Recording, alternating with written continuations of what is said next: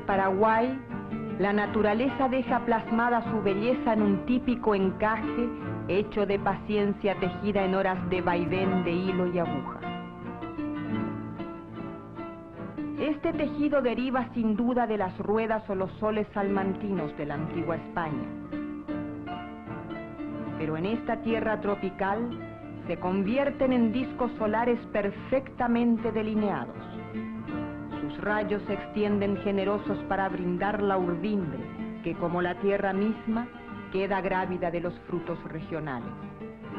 El ambiente local se ha incrustado con tal fuerza en sus hilos que hasta su ascendencia española se pierde en una telaraña, nombre de este encaje en guaraní, lengua vernácula del Paraguay.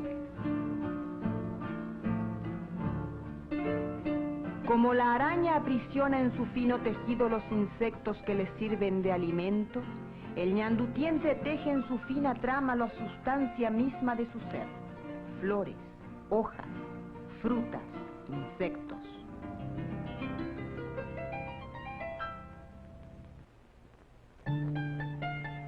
Todo parece indicar que la forma paraguaya de este encaje se desarrolló en tiempos de la colonia. Según una de las tantas leyendas, una criada destruyó una vieja mantilla que su ama española le había dado a lavar. Es así encerrada hasta lograr tejer otra exactamente igual. En su aislamiento y desesperación, solo tiene como compañera a la naturaleza misma, y en ella a otra prisionera de su propio destino, la araña, quien generosa le brinda el modelo de su paciente labor. La urdimbre que la niña tejió a semejanza de su maestra quedó constelada de flores, como el blanco jazmín que aún hoy sigue enredándose en su trama.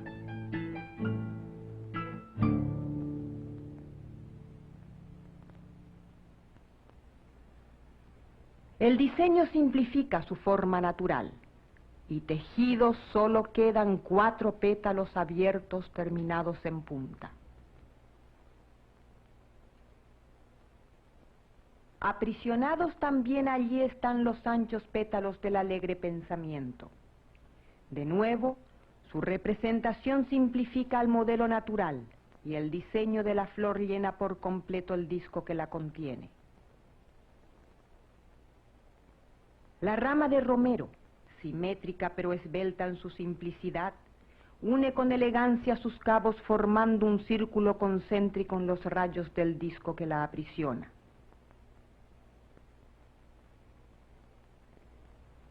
No podía faltar la popular flor de coco. Ella arrastra consigo al diciembre de los pesebres navideños embriagados por su inconfundible aroma.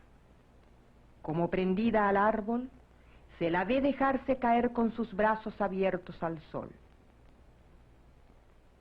En este caso, el diseño la muestra en repetitiva sucesión circular. Pero lo que la tejedora de la naturaleza no puede aprisionar en su tela, lo puede la imaginación, creatividad y destreza de la mujer paraguaya. En cada uno de los círculos del ñandutí deja una constancia de su transcurrir en el quehacer cotidiano. En la mayoría de las prendas, los soles del ocaso dan marco a estas pequeñas escenas campestres, como el sol naciente y el sol poniente dan marco a la actividad rural.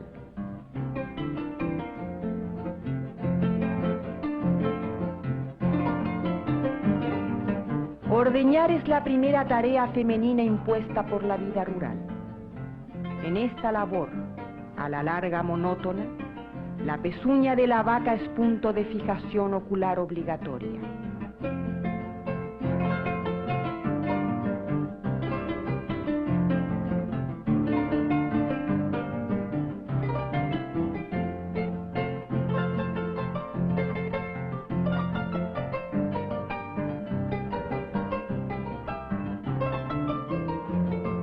Y mientras alimenta sus asustadizas cabras, su atención se fija en sus graciosas colas.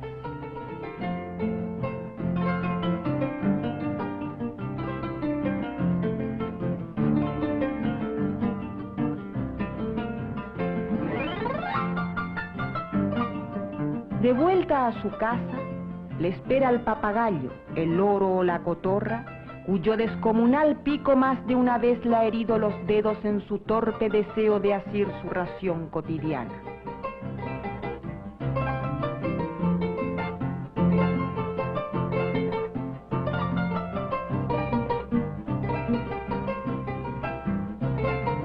Más tarde vendrá la preparación de los alimentos. El horno de ladrillo y barro se vuelve entonces fuente de vida.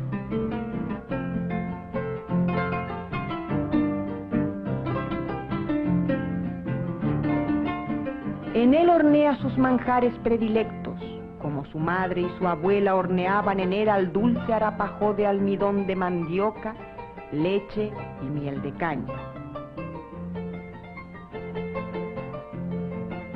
Después de horas de cocción, la chipa o torta de almidón y queso estará lista para ser vendida. Su canasta, que siempre lleva con esbeltez sobre su cabeza erguida, le sirve a la vez de cartera, bolso y mesa de exposición del producto aún caliente de su horneada. Irá entonces a ofrecerla de casa en casa o en alguna esquina transitada de su tranquilo pueblo. Sentada en la parte trasera de su carreta, ve pasar monótonas las huellas que unas tras otras van dejando los bueyes en su interminable andar.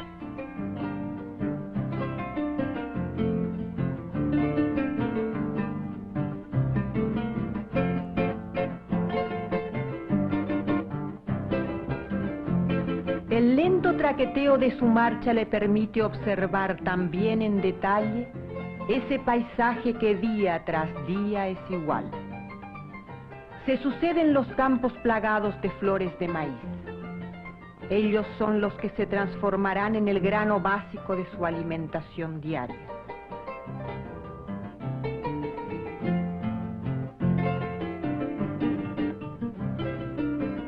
Inesperadamente surge ante su vista un rojo tacurúo termitero que se destaca nítido contra la verde vegetación.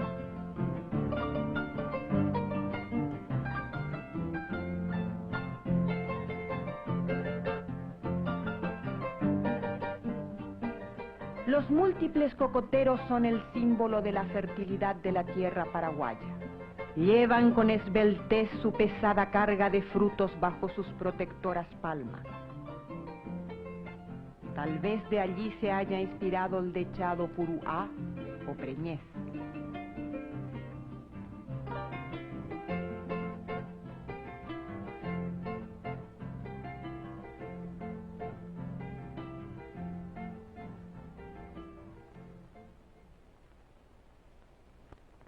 Así como esta región ha brindado de generación en generación sus variadas formas a la imaginación femenina, el arte de tejerlas pasa aún hoy también de generación en generación.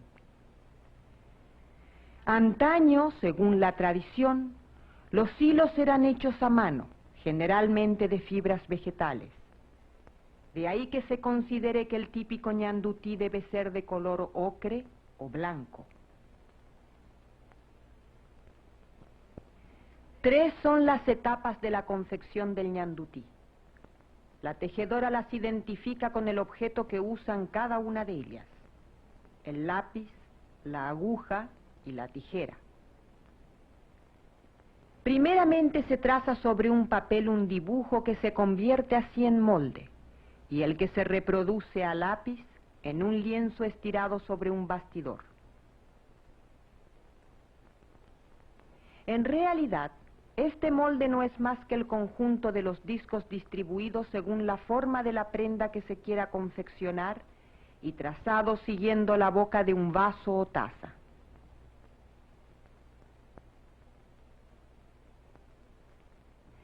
Hecho el trazado del molde esquemático sobre el lienzo, se inicia la etapa de la aguja. Con ella se prenderá el hilo al lienzo dando puntadas una vez arriba y otra abajo, siguiendo el contorno del círculo.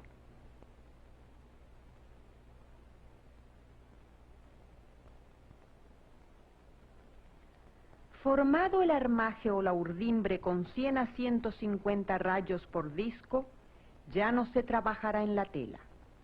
Los motivos decorativos de la trama o dechados serán enredados en los rayos en múltiples combinaciones según la creatividad de la tejedora. Solo 2 puntos se utilizan en la trama: el tejido o zurcido y el filete. Con el primero se hacen los círculos alrededor del centro o apté, que es donde se atan los rayos. El termitero y otros dechados se hacen también con este punto zurcido.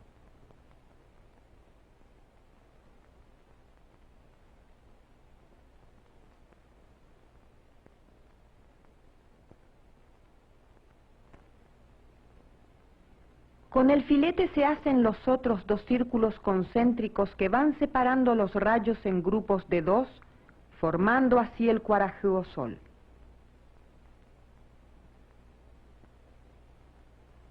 Dechados como la flor de maíz se hacen también con este punto.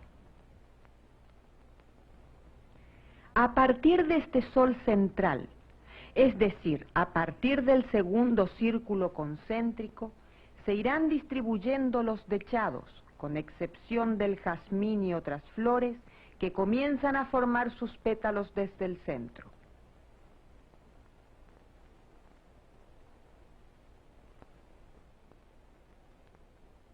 No existen reglas preestablecidas para la distribución de los dechados. Sin embargo, hay motivos que no se combinan nunca con otros dentro de un mismo disco, mientras que otros parecen ser inseparables.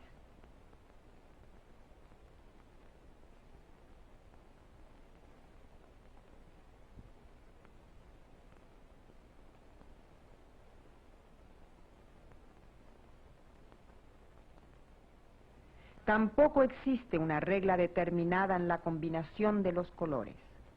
En general, puede decirse que la urdimbre es de un color y son los dechados los que se tornan multicolores.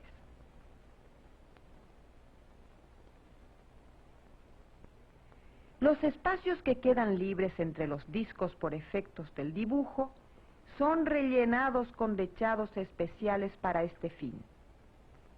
Por excepción, estos motivos nunca tienen una urdimbre radiada, sino cuadriculada, con líneas rectas simples o dobles que se cruzan perpendicularmente. Terminada la etapa de la aguja, se cortará a punta de tijera el lienzo que haya quedado debajo del encaje.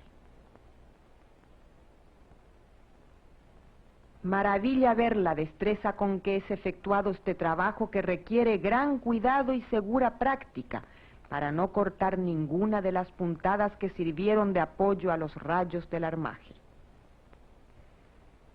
Finalizado el corte, sobre el bastidor quedará tan solo el encaje prendido al lienzo marginal.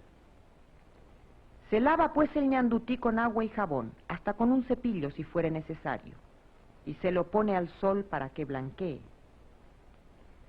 Una vez seco, se lo moja con agua de almidón de mandioca y cuidadosamente se le pasa un paño seco para sacar todo resto de almidón que haya quedado prendido entre los hilos. Nuevamente se lo pone a secar al sol.